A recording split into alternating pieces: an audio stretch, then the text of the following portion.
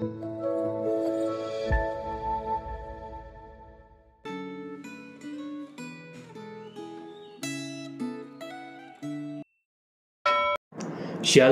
Bapak, Ibu, dan Saudara.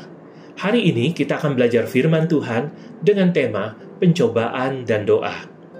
Sebelum kita merenungkan firman Tuhan, mari kita berdoa. Ya Tuhan, pimpin dan sertailah perenungan kami. Kiranya firman-Mu memandu langkah hidup kami sepanjang hari ini. Dalam nama Tuhan Yesus, kami berdoa. Amin. Firman Tuhan hari ini diambil dari Lukas pasal 22 ayat 39 sampai ayat 46. Lalu pergilah Yesus keluar kota dan sebagaimana biasa ia menuju Bukit Zaitun. Murid-muridnya juga mengikuti dia. Setelah tiba di tempat itu, ia berkata kepada mereka, "Berdoalah supaya kamu jangan jatuh ke dalam pencobaan." Kemudian ia menjauhkan diri dari mereka, kira-kira sejauh lemparan batu. Lalu ia berlutut dan berdoa, "Ya Bapa, jikalau Engkau berkenan, ambillah cawan ini dari hadapanku. Tetapi jangan kehendakku, melainkan kehendak-Mu lah yang jadi." Lalu seorang malaikat dari langit menampakkan diri kepadanya dan memberi kekuatan kepadanya. Ia sangat susah dan makin bersungguh-sungguh berdoa. Peluhnya menjadi seperti titik-titik darah yang bertetesan ke tanah. Sesudah bangkit dari doa dan kembali kepada murid-muridnya, ia mendapati mereka sedang tidur karena duka cita. Katanya kepada mereka, "Mengapa kamu tidur?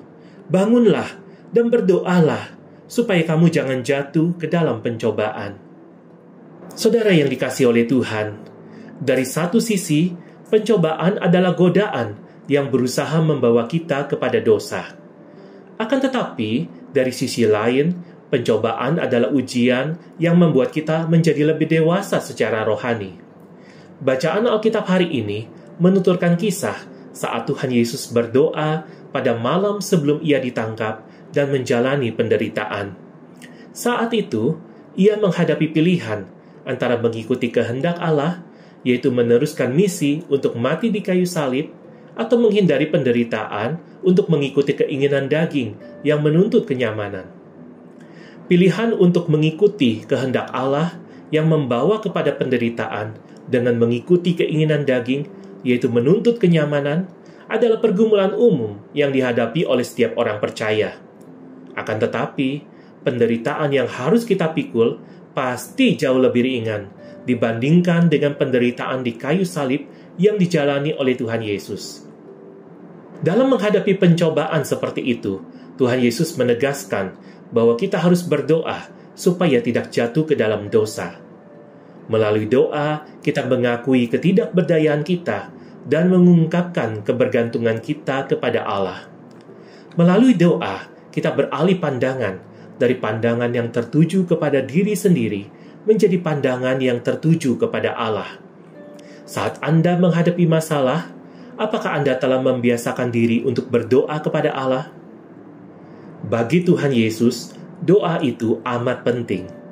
Akan tetapi, mengapa banyak orang Kristen yang tidak menyadari bahwa doa itu penting? Pertama, kita tidak menyadari pentingnya doa karena kita terlalu percaya diri, sehingga kita tidak menyadari keterbatasan dan ketidakberdayaan diri kita. Kedua, kita tidak menyadari pentingnya doa karena kita hanya memikirkan diri kita sendiri dan kita tidak memedulikan kehendak Allah. Gereja yang tidak peduli terhadap misi yang ditugaskan Allah, yaitu memberitakan Injil kepada orang yang belum percaya kepada Tuhan Yesus, serta memuridkan orang yang sudah percaya, tidak akan menghadapi tantangan sebesar gereja yang terus berjuang untuk melaksanakan misi yang diberikan Allah. Ketiga, kita tidak menyadari pentingnya doa, karena kita tidak sadar bahwa iblis selalu mencari kesempatan untuk menjatuhkan kita ke dalam dosa. Seringkali, iblis berusaha menjatuhkan kita saat kita santai dan tidak waspada, karena beranggapan bahwa segala sesuatu baik-baik saja. Kita perlu menyadari bahwa tanpa perlindungan dan pertolongan Tuhan, kita tidak akan sanggup melawan tipu daya iblis. Apakah cara hidup Anda telah menunjukkan bahwa doa itu penting bagi Anda? Biasanya, hal apa yang menggerakkan Anda untuk berdoa? Menurut pendapat Anda, apakah mengikuti persekutuan doa di gereja itu adalah sebuah hal yang penting? Mari kita berdoa. Tuhan, tolong kami untuk punya kehidupan doa yang baik setiap hari. Bukan kehidupan doa yang rutinitas ya Tuhan, tapi kehidupan doa yang penuh dengan komunikasi. Kami lebih dekat dengan Tuhan, lebih mengerti kehendak-Mu, dan kiranya Engkau yang menolong kami. Waktu kami berdoa, kami belajar berserah, kami belajar percaya, dan kami menggantungkan hidup kami sepenuhnya kepada Tuhan. Kiranya Engkau yang akan menuntun langkah kami sepanjang hari ini. Di dalam nama Tuhan Yesus, kami berdoa. Amin.